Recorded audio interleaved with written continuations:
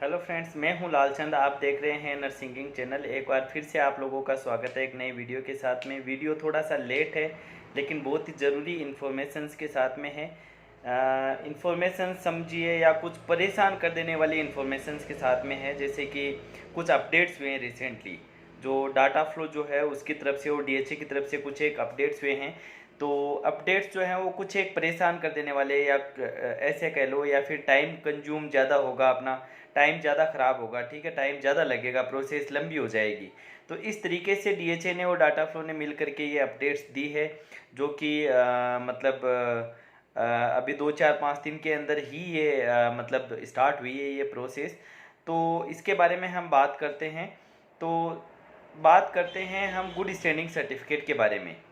इतने दिन हम क्या करते थे कि गुड स्टैंडिंग सर्टिफिकेट जो है उसको हम दुबई हेल्थ अथॉरिटी में पहले वेरिफिकेशन उसका नहीं करवाते थे। अगर हम हार्ट की एमओएच की प्रोसेस कर रहे हैं तो उसके अंदर गुड स्टैंडिंग सर्टिफिकेट अपने को स्टार्टिंग में अपलोड करना होता था। लेकिन डीएचए ही एक ऐसा अथॉरिटी था जिसमें अपने को गुड स्टैंडिंग सर्टिफिकेट को वेरीफाई नहीं करवाना पड़ता था। लेकिन आजकल क्या है कि अभी नए रूल्स के अकॉर्डिंग क्या है कि गुड स्टैंडिंग सर्टिफिकेट अपने को डाटा फ्लो के साथ में ही वेरिफिकेशन करवाना पड़ेगा। और जब हम एलिजिबिलिटी लेटर के लिए अप्लाई करेंगे तो गुड स्टैंडिंग सर्टिफिकेट अपना पीएसवी के साथ में ही मर्ज हुआ होना चाहिए, तभी अपना एलिजिबिलिटी लेटर जो है वो इशू होगा। तो इसमें क्या था कि जैसे अभी इतने दिन हम डाटा फ्लो स्टार्ट कर देते थे, उसके बाद में हम गुड स्टैंडिंग सर्टिफिकेट के लिए अप्लाई करते थे, और जब तक अपना डाटा फ्लो ख़त्म होता था तब तक अपना गुड स्टैंडिंग सर्टिफिकेट आ जाता था और हम फिर एलिजिबिलिटी लेटर के लिए अप्लाई कर देते थे। लेकिन अभी क्या हो गया कि जैसे मैंने अभी रिसेंटली 1 2 लोगों का उसी पुराने तरीके से मैंने प्रोसेस किया, मतलब उनका एग्ज़ाम भी हो गया, उनका डाटा फ्लो भी कंप्लीट हो गया। जब उनका गुड स्टैंडिंग सर्टिफिकेट अपलोड किया तो वहाँ पे मैसेज आया कि एडिशनल पीएसवी रिक्वायर। तो उसके अंदर उन्होंने मांगा कि गुड स्टैंडिंग सर्टिफिकेट जो है उसको पहले प्राइमरी सोर्स वेरिफिकेशन जो डाटा फ्लो होता है उसके द्वारा वेरीफाई करवाओ, और उसकी रिपोर्ट जो है वो पीएसवी में ऐड करवा के फिर हमारे साथ में एलिजिबिलिटी लेटर के लिए अप्लाई करो, तब एलिजिबिलिटी लेटर इशू होगा। तो ये प्रॉब्लम आ रही है। तो इसके अंदर अपने को करना क्या है कि भाई, एक तो गुड स्टैंडिंग सर्टिफिकेट जिन लोगों का ऑलरेडी डाटा फ्लो हो चुका है, जिन्होंने डाटा फ्लो के लिए अप्लाई कर दिया, या उनका डाटा फ्लो होकर के महीना 2 महीना हो गया और अभी वो एलिजिबिलिटी लेटर के लिए अप्लाई कर रहे हैं, अभी उनको गुड स्टैंडिंग मिला है दुबई हेल्थ अथॉरिटी से, अभी वो अप्लाई करना चाहते हैं एलिजिबिलिटी लेटर के लिए, तो उन लोगों को क्या होगा कि जो एडिशनल पेमेंट जो है पर document verification, additional document verification का जो चार्ज है लगभग आपका 300 350 दिरहम चार्ज लगता है। तो वो एडिशनल डॉक्यूमेंट वेरिफिकेशन का चार्ज आपको देना पड़ेगा, क्योंकि आपको गुड स्टैंडिंग सर्टिफिकेट वेरीफाई करवाना है। ठीक है, तो वो चार्ज आपको देना पड़ेगा, प्लस आपके 15 20 25 दिन जो है वो उसको वेरिफिकेशन में होने में 15 20 25 दिन लग जाते हैं। ठीक है, कई बार 15 दिन में भी हो जाता है, कई बार 24 दिन मिनिमम होता है, 24 दिन के अंदर अंदर हो जाता है, लेकिन 15 दिन आपका लग ही जाता है, 10 15 दिन आपका लग जाता है वेरिफिकेशन में। तो वो आपको गुड स्टैंडिंग सर्टिफिकेट, अगर आपका डाटा फ्लो ऑलरेडी हो चुका है या तो कंप्लीट हो चुका है या फिर आपने अभी अप्लाई कर दिया है, तो उस कंडीशन में तो आपको 7,000 रुपये लगभग लगता है, 350 से 300 दिरहम के बीच में कुछ चार्जेस लगते हैं एडिशनल डॉक्यूमेंट वेरिफिकेशन के, तो वो आपको वापस देना पड़ेगा। ठीक है, तो ये आपके एक तो खर्चा बढ़ गया, प्लस आपके 10 15 दिन आपके प्रोसेस में टाइम ज़्यादा लग गया। और जो मतलब कैंडिडेट्स अभी डाटा फ्लो अप्लाई करने का सोच रहे हैं, तो उनके लिए इसमें फ़ायदा हो सकता है कि अगर आप डाटा फ्लो के लिए अप्लाई कर रहे हैं तो उससे पहले आप गुड स्टैंडिंग सर्टिफिकेट जो है वो अपनी काउंसिल से दुबई हेल्थ अथॉरिटी भिजवा दीजिए। ठीक है, अब वो कैसे भिजवाना है, किस एड्रेस के ऊपर जल्दी पहुंचेगा, वो मैं आपको पर्सनली बता दूंगा, कोई दिक्कत नहीं है। ठीक है, तो वो आपको वहाँ पे भिजवाना है। ठीक है, दुबई हेल्थ अथॉरिटी भिजवाना है, वहाँ से आप उसकी सॉफ्ट कॉपी लोगे। वो सॉफ्ट कॉपी आप वापस वहाँ से लेकर के जब आप डाटा फ्लो के लिए अप्लाई करोगे तो वहाँ पे आप डाटा फ्लो के अंदर आपके गुड स्टैंडिंग सर्टिफिकेट वेरिफिकेशन का कॉलम भी आएगा, तो उसके अंदर अपना गुड स्टैंडिंग सर्टिफिकेट वेरिफिकेशन के लिए अगर डाल देते हो तो उसका एडिशनल डॉक्यूमेंट वेरिफिकेशन में कोई चार्ज नहीं लगेगा, वो डाटा फ्लो की एक्चुअल फीस के अंदर ही वो गुड स्टैंडिंग सर्टिफिकेट जो है वो वेरीफाई हो जाएगा। ठीक है, तो इससे क्या होगा, आपके 15 दिन भी बचेंगे और प्लस आपके 7,000 रुपये भी बचेंगे। तो इस चीज़ को ध्यान से समझना। ठीक है, मैं धीरे से और बता देता हूँ धीरे धीरे आपको, कि अगर आपका ऑलरेडी डाटा फ्लो हो चुका है कंप्लीट, या आपने डाटा फ्लो के लिए अप्लाई कर दिया है, तो आप अभी एक काम कीजिए, तुरंत गुड स्टैंडिंग सर्टिफिकेट के लिए अप्लाई कीजिए और अपना गुड स्टैंडिंग सर्टिफिकेट ले लीजिए, ताकि आप अपना थोड़ा सा टाइम बचा सके। अब आप क्या करोगे, उस गुड स्टैंडिंग सर्टिफिकेट मिलने के बाद में उसको एडिशनल डॉक्यूमेंट वेरिफिकेशन के रूप में वेरीफाई करवाओगे, तो उसका जो चार्ज है वो आपको लगेगा। दूसरी चीज़ कि अगर आपने डाटा फ्लो स्टार्ट नहीं करवाया है तो उस कंडीशन में आप थोड़ा सा रुक जाइए। आप अपना गुड स्टैंडिंग सर्टिफिकेट पहले अपनी जो नर्सिंग काउंसिल है वहाँ से आप दुबई हेल्थ अथॉरिटी भिजवा दीजिए, वहाँ से आप उसकी सॉफ्ट कॉपी लीजिए और फिर आप डाटा फ्लो अप्लाई कीजिए। और डाटा फ्लो अप्लाई करते टाइम पे गुड स्टैंडिंग भी अपलोड कर दीजिए, ताकि आपको एडिशनल डॉक्यूमेंट वेरिफिकेशन की फीस नहीं देनी पड़ेगी और आपका टाइम जो है वो भी बचेगा। और आपका एलिजिबिलिटी लेटर अप्लाई करोगे तो तुरंत 2 दिन में आपका एलिजिबिलिटी लेटर आ जाएगा, ठीक है। तो ये तो थी बात गुड स्टैंडिंग सर्टिफिकेट के लिए।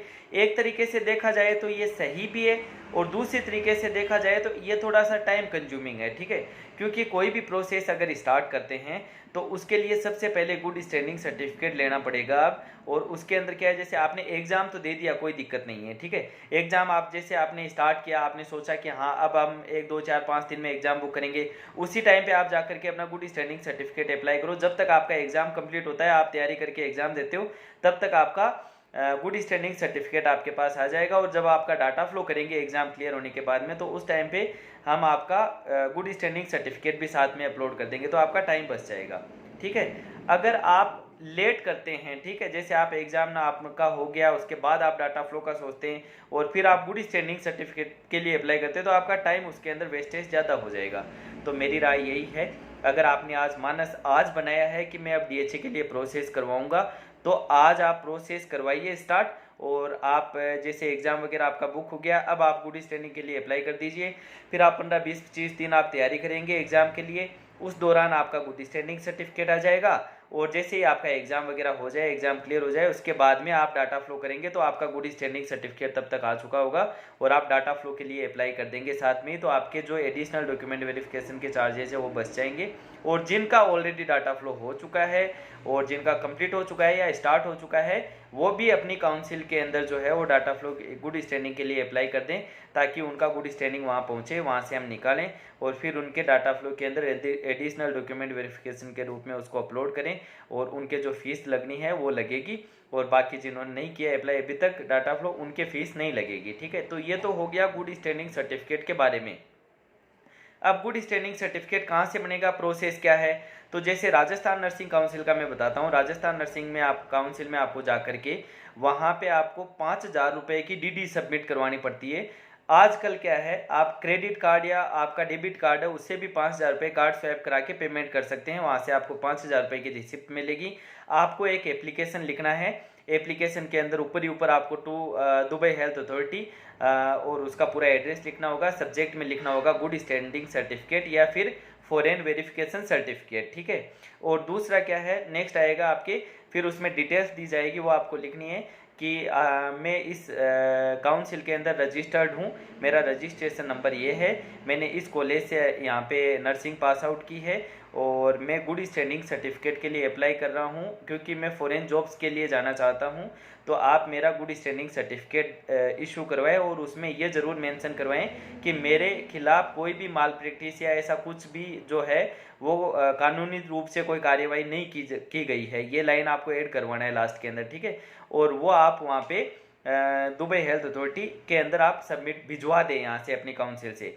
तो ये एप्लीकेशन लिखनी पड़ेगी, एप्लीकेशन के साथ में आपको फीस की 5,000 रुपये की रिसिप्ट लगानी पड़ेगी, प्लस आपको आपकी नर्सिंग के जो डॉक्यूमेंट्स है जैसे BSc नर्सिंग की डिग्री हो गई या GNM का डिप्लोमा हो गया वो, और आपका रजिस्ट्रेशन सर्टिफिकेट प्लस 10th-12th की मार्कशीट प्लस आपके नर्सिंग की सारी मार्कशीट, ये डॉक्यूमेंट्स जो है वो आपको साथ में सबमिट कराने होंगे। आपका प्रोसेस कंप्लीट हो जाएगा इधर से।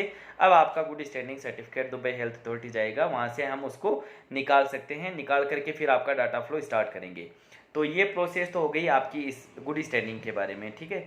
और नेक्स्ट वीडियो जो है वो जल्दी अपलोड करेंगे, उसके अंदर कुछ इंपॉर्टेंट इन्फॉर्मेशन जो है वो भी हम देंगे। और एक चीज़ मैं आप लोगों से कहना चाहता हूँ कि आजकल मार्केट में ऐसे असामाजिक तत्व या कुछ ऐसे लोग हो गए हैं जो क्या करते हैं, फर्जीवाड़े के नाम पे उन्होंने लूट मचा रखी है।